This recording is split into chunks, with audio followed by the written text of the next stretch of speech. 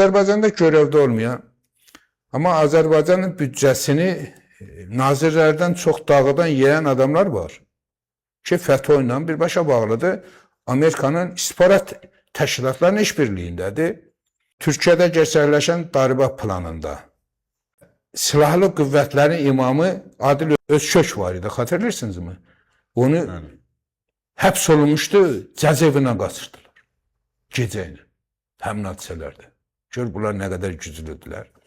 Özkökün qardaşı Kamal Özkök, bilirsiniz də, Amerikada uzun müddət Azərbaycan lobiçiliyini gerçəkləşdirib, SOCAR-ın milyardlarını xərcləyiblər. Özkök Yerevanda həbs olundu o zaman. Bir ara Amerikada yasat işi fəaliyyətlərinə görə axtarışdaydı.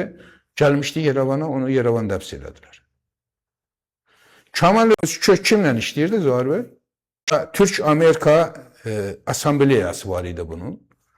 Güvar lobiçiliyi eləyir, Fəthullah Güləni yapılanmaz. Yəni, Amerikanın istihbarat yapılanmasıdır. Dövlətlərdə olan dövlət qurumları necə ələ keçirmək uğrunda mübarizədən danışıram ki, iştirak eləyirlər.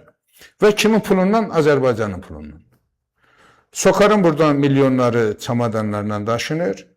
O paralarda kim daşıyırdı?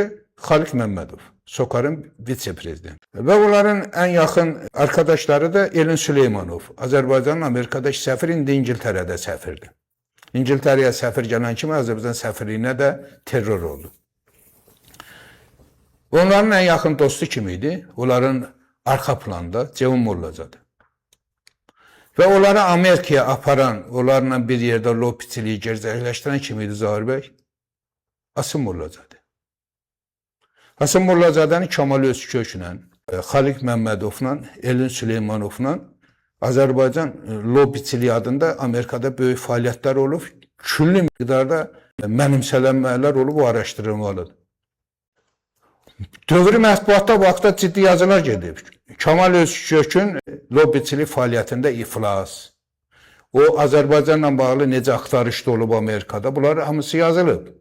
İndi sizə sual verirəm Zahir bəy. Sadaladığım adamların hansısı Azərbaycanda bugünə qədər tənbih olunub, müəyyən sorğuya alınıblar mı? Yox, əksinə mükafatlanıblar.